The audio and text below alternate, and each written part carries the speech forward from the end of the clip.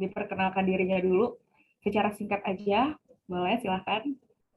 Alright, so Kak Bella, aku Eluardo Arwan. Arwan itu kayak surname dari sukuku, dan saat ini aku penempatan di proyek Jalan Tol Ruas Sigli Banda Aceh sebagai cost engineer, dan aku udah mau 3 tahun di Adikarya karena first placementku itu tanggal 1 April 2019 dan nanti April 2022 itu udah 3 tahun, and I'm beyond blessed to work in this company, dan bersyukur buat semua pelajaran hidup yang aku dapat dari lingkungannya. Maksudnya lingkungannya bisa jadi Proyeko, bisa juga orang-orangnya. Dan aku mau ucap syukur juga Beyond Lucky atas perusahaan yang ngasih wadah. Jadi kayak, misalnya kayak things like this kan itu kayak wadah ya, buat kita tuh bisa sharing, buat berbagi pengalaman, buat bercerita-cerita satu sama lain. And that's the introduction about myself, Kabila. Oke, setuju. Berarti ini Adikarya sebagai tempat kerja pertama. Iya, dari dulu jadi aku lulusnya itu 2018 akhir, bulan November. Nah, di bulan Desembernya itu ada buka pendaftaran FGDP Adikarya. Terus aku langsung daftar, karena honestly speaking, Adikarya ini tuh perusahaan idaman tempat aku dulu ingin banget bekerja. Kita ada namanya on job training selama 1 tahun. Jadi begitu masuk Adikarya tuh ada proses training kan namanya juga anak baru kan. Nah, di situ kesempatan pertama aku itu sebagai cost control, dan itu sampai 2 tahunan lebih sebenarnya, dan baru 3 bulan terakhir ini pindah sebagai cost engineer, tapi subnya itu masih sama di komersial namanya. Oh, oke, Begitu Kak berarti Bel. boleh nggak diceritain sedikit cost engineering? Cost engineer. Ya, saat ini cost engineer sih. Kalau dulu cost control. Kalau cost engineer ini kerjaannya ngapain, Mas? Kalau cost engineer itu I don't know ini hampir sama atau nggak di semua proyek Kak Bella. Tapi kalau yang di proyek Jalan Tol Ruas Sigli Banda Aceh, kebetulan aku dibagi di seksi 1A, 1B, karena proyek ini ada 6 seksi, dan aku sebagai koordinator cost engineer seksi 1A, 1B. Itu mungkin kalau di proyek yang sedang, itu sebagai project control. Jadi itu memegang yang namanya RAP. RAP, RAB, RAP itu ibaratnya itu kayak dapur. Jadi dapurnya proyek itu ibaratnya ada di aku. Jadi harga-harga satuan dari satu tugasku, dan tugasku lainnya itu adalah untuk mengendalikan apakah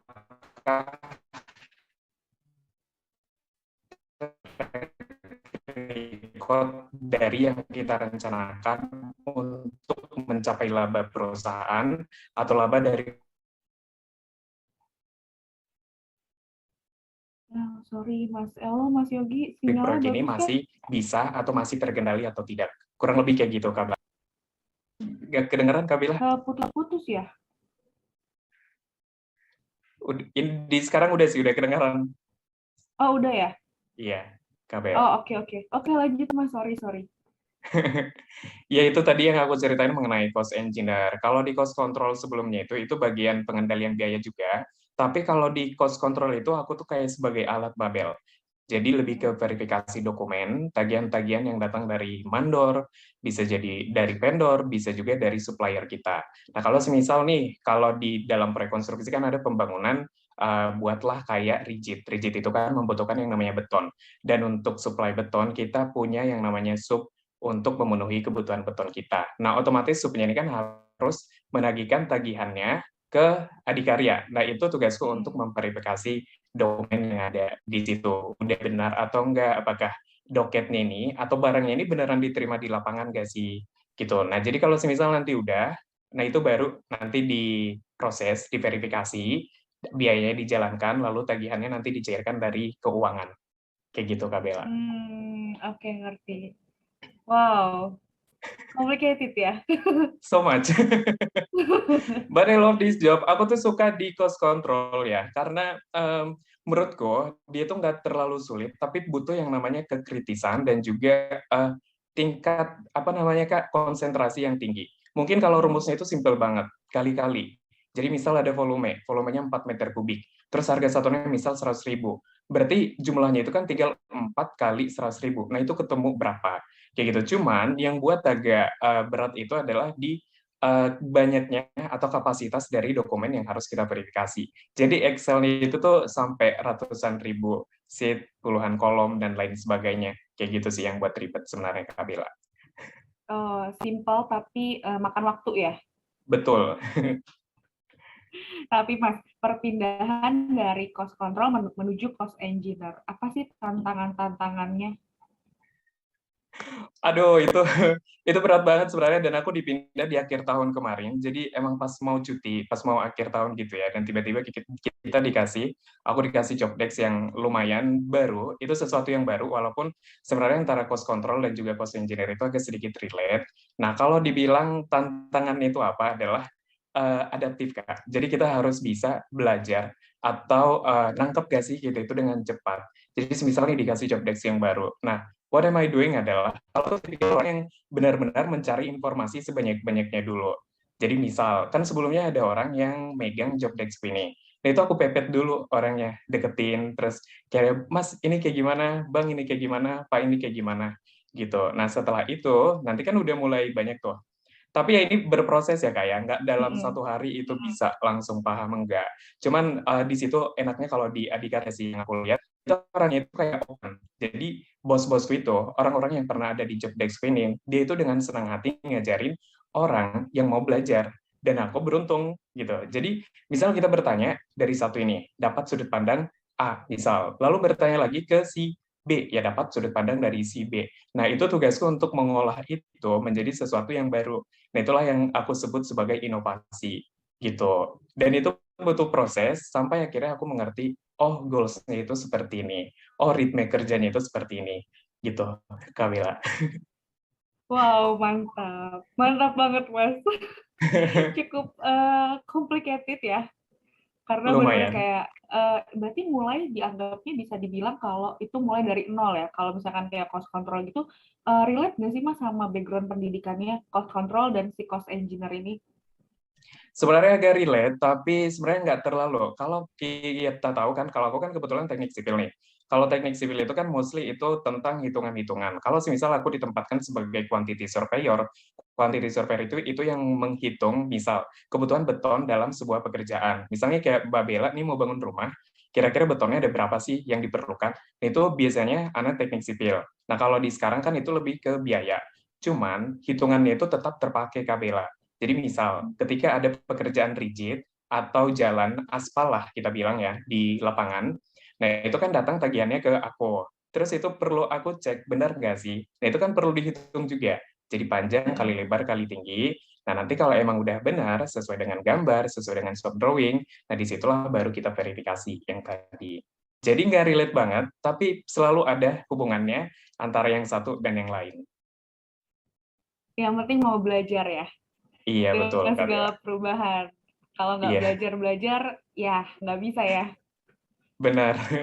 Dan itu yang aku blessed ya, I'm beyond blessed di Adikarya ini. Kalau dulu kan awal-awal masuk ke proyek tuh mikir, aduh ini orang-orangnya keras-keras gitu ya Kabel.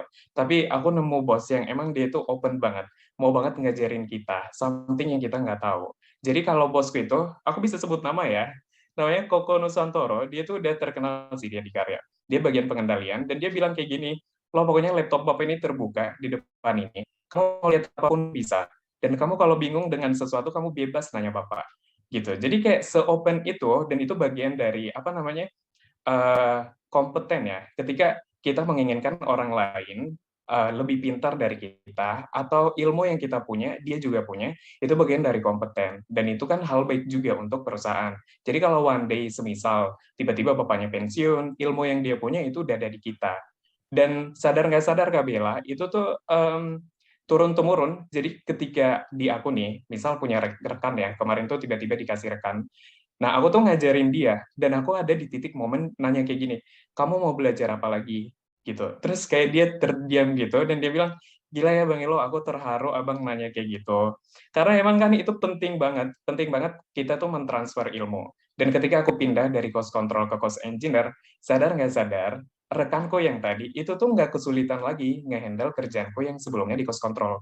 Dan itu yang good point dari ketika kita mau ngajarin orang lain, kalau bisa bahkan lebih pintar dari kita. Dan as human being kan kita sadar juga kalau Kalau kita berbagi ilmu, one day kita bisa ketemu orang yang dia tuh share ilmunya dan kita belum tahu sebelumnya, dan jadinya kita lebih Betul. pintar. Kayak gitu, Kak Bel. Berarti setuju nih sama pendapatnya Mas Elo yang di video kalau gimana kita kerja itu tergantung dengan mentor kita ya. Kesuksesan kita di dunia kerja. It depends Nah, on, itu. itu tergantung siapa mentor kita sebenarnya. Karena honestly speaking tuh kalau di dunia ini kan nggak semua orang baik, tapi semua orang punya sisi baik. Betul. Ada orang yang nganggap gini loh Kak, apalagi kan maksudnya aku nih masih muda, terus tiba-tiba, aduh apa sih ini orang datang tiba-tiba punya posisi, tiba-tiba udah pegawai tetap. Sedangkan misal ada yang udah tua, dia udah lama banget di proyek, tapi masih gitu-gitu aja. Dan ada mungkin pikiran kayak, ya kamu belajar sendiri aja, aku nggak bakal mau ngajarin. Mungkin ada pikiran kayak gitu, tapi bersyukurnya kalau di dunia kerjaku ya, penempatanku di sini itu nggak ada sih kayak gitu. Kita tuh open ke semua dan kita terbuka untuk hal-hal apapun itu. Gitu, Kak Bel. Wow, keren banget. Tapi selama bekerja nih Mas, pernah nggak sih berbeda pendapat? Pasti ya, kalau berbeda pendapat kan pasti. Namanya juga kepala beda-beda ya. Beda-beda. Betul, jadi selama bekerja ada perbedaan pendapat, entah itu mungkin lumayan serius atau mungkin kayak cuma kecil-kecilan doang. Nah itu gimana tuh Mas kalau dengan segala background, karena kan satu proyek itu pasti dengan berbagai macam suku dan budaya yang sangat-sangat berbeda. Ah, itu gimana tuh Yes. caranya? Supaya menyatukan So, pendapat itu dengan berbeda-beda yang banyak banget itu. gila ya pertanyaan Kak Bella. But this is Enggak, kita how we sharing-sharing. actually, begini biasanya kalau kami itu semisal kita menghadapi sebuah perdebatan. Kalau semisal dari segi, ada kan orang dia itu lebih milih logika daripada insting. Tapi ada juga orang yang pakai insting daripada logika. Nah kalau kayak aku pribadi dan teman-teman di sini tuh kita pakai data. Jadi kita selalu bilang, kalau semisal emang opsi yang dari si A lebih baik, datanya mana gitu? Ada track record nggak sih? Gitu. Dan kalau semisal dari si B yang mungkin dia ngotot punya dia opsi yang dia berikan itu lebih baik, kita juga minta data. Jadi sebenarnya kalau di sini sih harusnya di dunia kerja itu no hard feeling. Kalau dibilang ada benturan itu pasti. Cuman kan manusia mengasah manusia. Maksudnya itu manusia menajamkan manusia. Kita belajar dari manusia.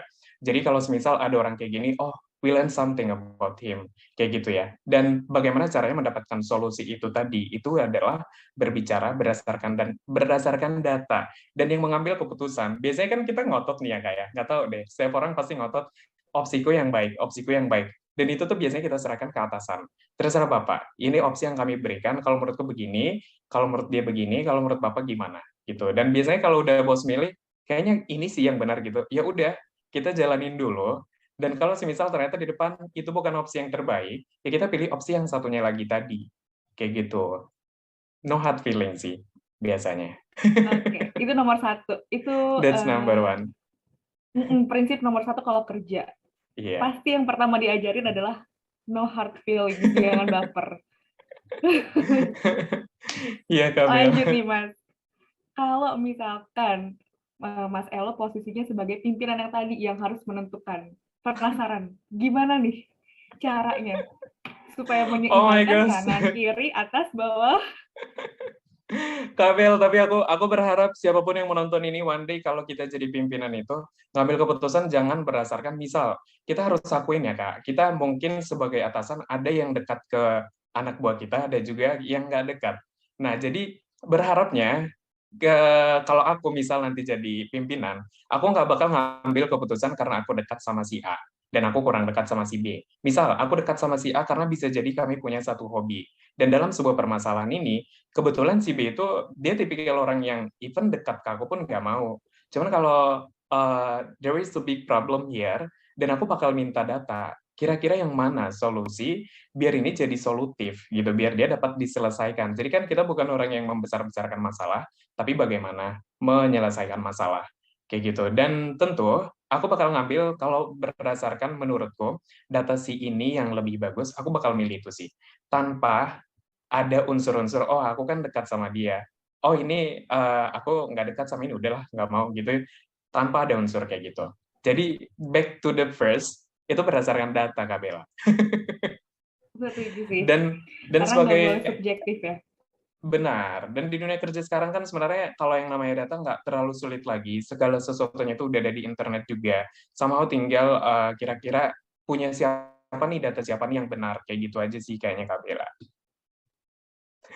Oke, lanjut nih Mas. Coba kita berandai-andai dulu ya, siapa tahu kan didengar doanya oleh Tuhan. Amin. Kalau kalau misal nih, karena namanya jenjang karir kan pasti semua orang pasti mau dong dengan jenjang karir yang naik, naik, naik, naik gitu kan. Seandainya ke depannya Mas Elo dipercaya sebagai mungkin kalau tertinggi pimpinan proyek ya, kalau di proyek. Di proyek betul, Pimpro. Nah, misalkan dipercaya oleh perusahaan sebagai pimpinan proyek, kira-kira apa sih Mas, menurut Mas Elo, hal terpenting supaya timnya tetap solid? Oh, Kabel, ini jadinya ntar curhat. Cuman Gak uh, apa-apa loh, justru justru itu yang kita harapkan loh. kalau aku Kabela, aku tuh selalu punya prinsip kayak gini. Yang namanya jabatan itu bonus. Yang harus kulakukan adalah bekerja untuk Tuhan, bukan untuk menyenangkan manusia.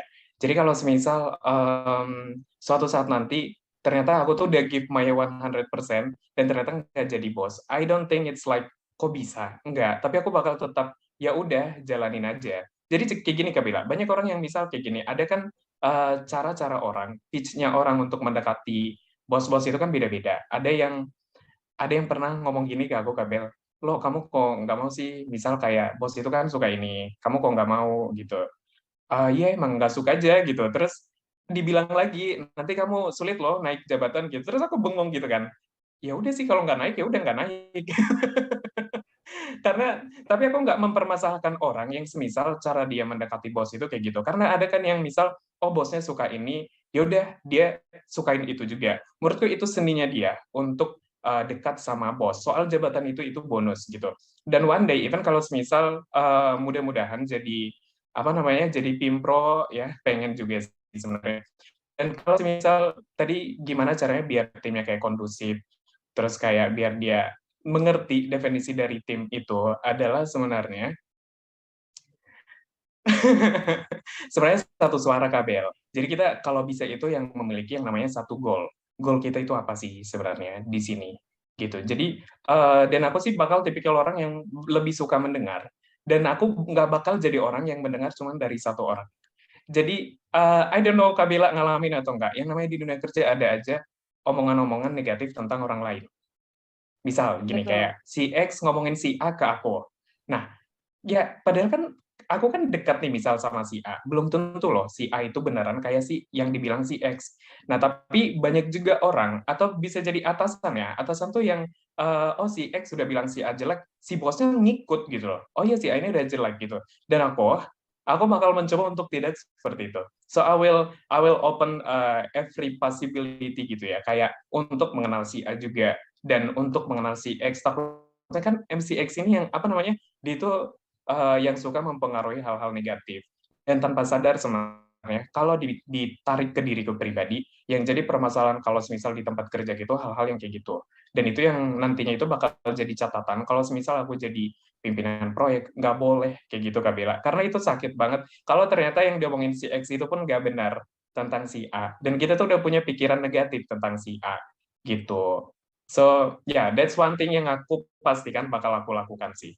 Jadi nggak ada, misal si anak buah ini, kamu kalau mau ke aku aja. Nggak harus melalui si B, si C gitu, langsung aja ke aku. Jadi nggak bakal aku buat yang namanya gap-gap.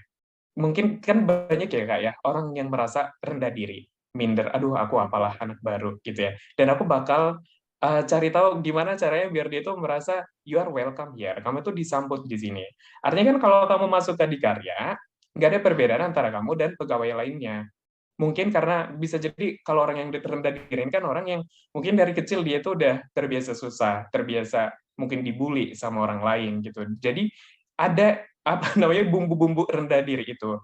Dan aku bakal pastiin itu terjadi di timku nanti. Ketika kamu udah masuk Adikarya, ya kamu sama, nggak ada perbedaan di sini. Gitu sih, Kabila.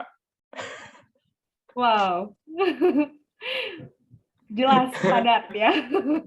Jadi yang penting adalah harus satu visi misi dulu gitu kali ya, harus satu visi Iya misi sih, dulu, harus merangkul dulu, jangan sampai ada gap, karena kalau memang kalau udah ada gap dan udah ada tembok, rasanya kalau mau maju tuh juga udah susah gitu ya. betul, betul.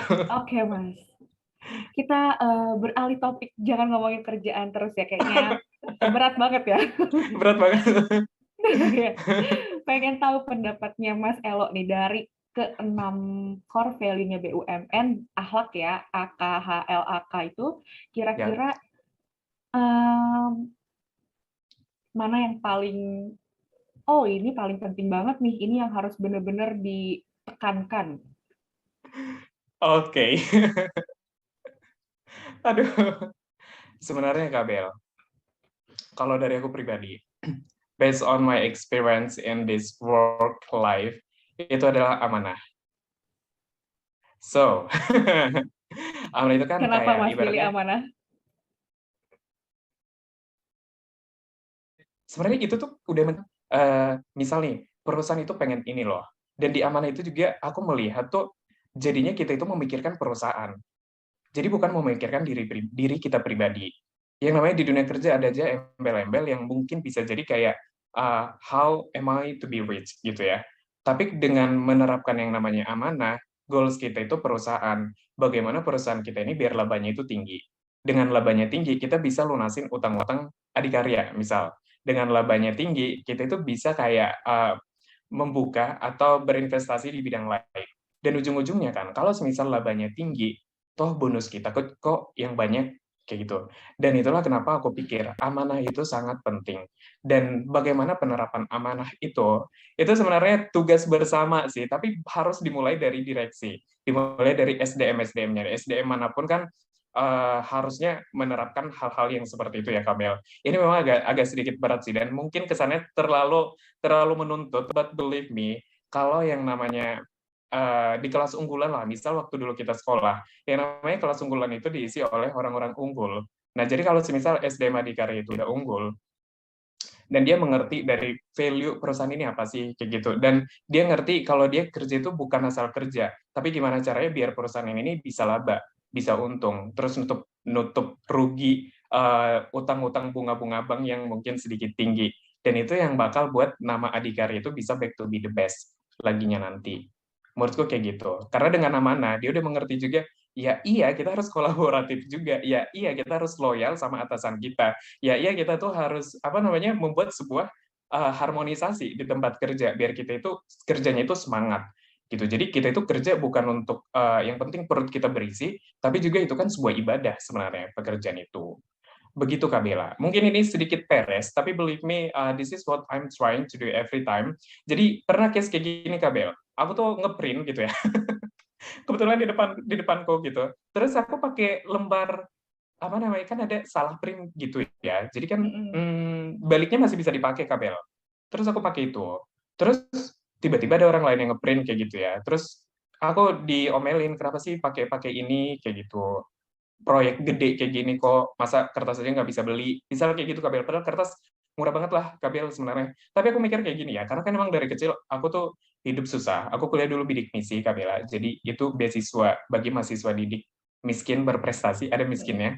Nah, terus aku sampai nanya ke bosku, Pak, emang proyek itu udah pasti untung ya? Terus kayak, aduh itu benar-benar polos banget ya. Maksudnya kayak, aduh apa sih ini? Lo mungkin orang-orang pikir kayak gitu, tapi bosku bilang kayak gini, apa yang kamu lakuin itu benar kok lo. Dan itu emang kalau emang nggak penting banget dokumennya nggak apa-apa pakai lembar yang satunya lagi kayak gitu. Dan kan di situ aku sebenarnya memikirkan gimana biar proyek ini laba gitu ya Kak, gitu. Nah, kenapa aku bisa punya pikiran itu? Karena tuh aku tuh amanah sama perusahaan ini yang Tuhan udah percayakan ya lo kerja di sini. Kalau bisa lo itu membawa perusahaan ini bangkit dari mungkin dari kuburnya bangkit ke back to be the best kayak gitu karena we ever becoming the best in construction kayak gitu dan begitu Kabila. Karena kayaknya dalam satu poin amanah itu di dalamnya adalah tanggung jawab ya. Karena kalau orang udah tanggung jawab tuh pasti semuanya akan dilakukan untuk dia bertanggung jawab gitu. Maksudnya kayak ya kalau memang udah begini ya memang harus begini dengan apapun caranya. Setuju ya Ya, Mas ya? setuju Kabila. Oke, Mas. Eh, Kira-kira menurut Mas Elo, kenapa Mas Elo bisa sampai berada di posisi ini sekarang?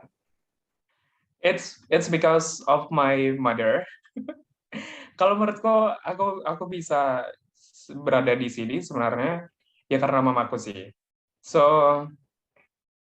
jadi kalau dulu kecil, apa namanya? Aku tuh selalu dapat beasiswa beasiswa miskin kayak gitu. eh Sebenarnya nggak enak banget kalau semisal dapat beasiswa ada embel-embel miskinnya Kabela, karena di luar ya emang kita berprestasi tapi selalu aja dia karena miskin juga gitu ya. Dan ibu itu yang dari kecil banting tulang gimana caranya ngidupin keluarga, dia itu nyari berondolan. Berondolan tau nggak Kabel? Berondolan itu Apa kan aku tuh, tinggal Mas? di Sumatera Utara dan di Sumatera itu banyak kelapa sawit. Kelapa sawit orang ya, sorry banget nih untuk salah satu BUMN PT PN4. Mamaku itu sering sering ngambilin berondolannya. Jadi dari situ aku bisa hidup. Dulu kalau kecil tuh palingan berapa ya, 15.000, 20.000, dan kami ada berempat orang. Dan mamaku selalu bilang kayak gini, Mama nggak apa-apa pakaian robek-robek, tapi kalian tuh harus bagus-bagus gitu. Makanya orang Kabel kalau ketemu aku nggak mikir, ini lo beneran orang susah nggak sih? Apalagi kalau semisal diajak ngobrol nih, aduh ini kayaknya orang kota. Padahal sebenarnya enggak gitu. Dan dari pelosok desa, aduh dulu tinggal tuh kelas 2 SMP pertama kali listrik masuk ke rumahku. Kelas 5 SD kakakku itu merantau ke Malaysia sebagai TKI. Terus pas aku kelas 2 SMP dia ngirim duit dan itu buat listrik. Dan kakak tahu cuman 2 minggu masang listrik. Itu tuh disambar petir, beneran disambar petir. Itu tuh apa namanya terbakar kabel. Untung rumah nggak terbakar. Terus kelas 2 SMA, that's the first time aku punya TV. Pertama kali aku punya TV kayak gitu, dan yang aku selalu mengucap syukur itu adalah atas kemampuan otak yang gak seberapa yang dikasih Tuhan. Jadi puji Tuhan ya, aku tuh sering berprestasi lah di SD, SMP, SMA kayak gitu. Dan menurutku ini talenta yang dikasih Tuhan.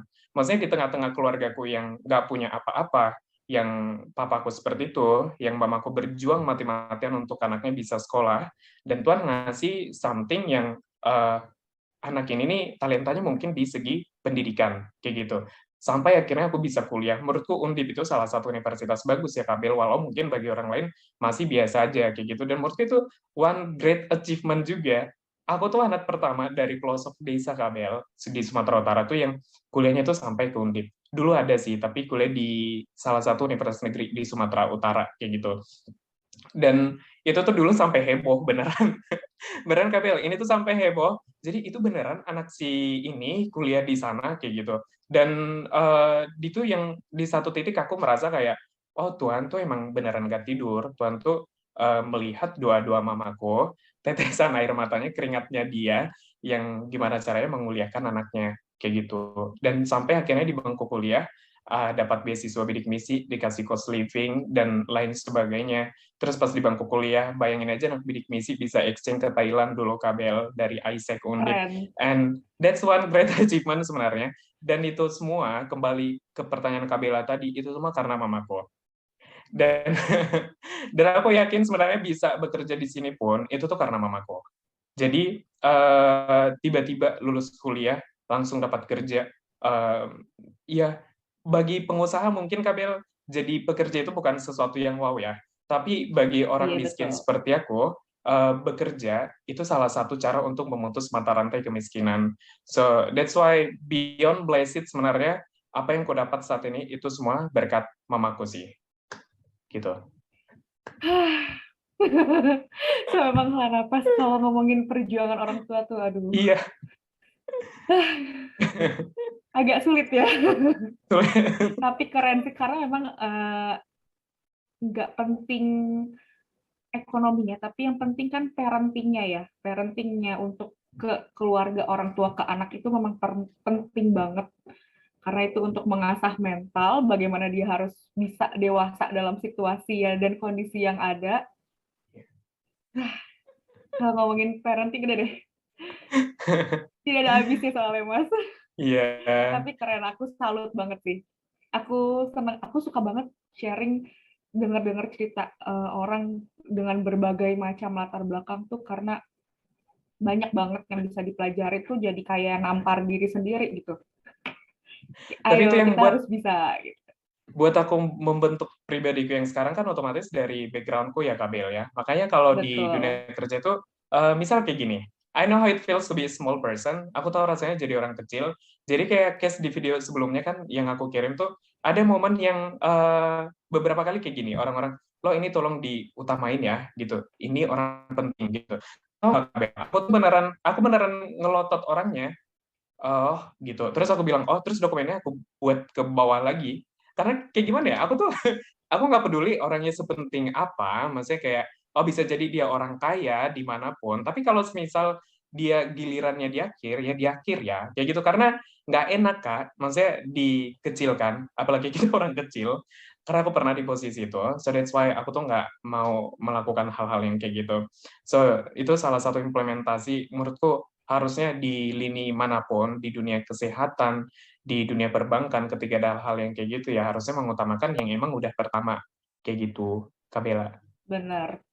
Jangan dilihat subjeknya ya, jangan lihat Yes, orangnya, jabatan, dan segala macam kelas sosialnya. Tapi kalau memang misalkan benar-benar memang harus didahulukan ya dahulukan. Tapi kalau memang ini masih bisa nunggu ya nggak apa-apa, jangan tunggu diiniin dulu. gitu ya Mas. Tunggu dulu, sabar dulu. Oke Mas, terakhir harapan untuk Adikarya. Lagi ulang tahun yang ke-62 tahun. Oh my gosh, Adikarya itu sebenarnya ini mostly ke SDM-nya kali ya Kak, ke pegawai-pegawai Adikarya, karena kalau kitanya udah bagus, pasti Adikaryanya juga bisa back to be the best. So dear my friends, Adikarya itu tempat kita untuk mencari nafkah, tempat kita untuk mencari teman-teman yang lainnya juga, pasti bertambah keluarga ketika kita masuk di Adikarya.